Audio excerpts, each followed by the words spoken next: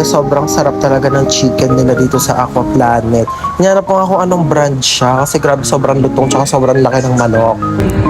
Hi! For the ano kami ngayon, akit kami. Ito yung behind the scene ng ano natin. For the tulak ang baby girl. Sayang behind the scene na namin. Behind the scene na namin dun sa slide. Diyos ko, tignan niyo kung gaano kataas kami ngayon.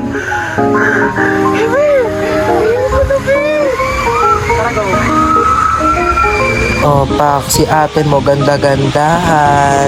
Pak, oh. Baby girl lang siya. So, ayan, mamaya mapapanood niyo yan. Kasama yan sa content ko na in-upload ko sa TikTok at sa Facebook.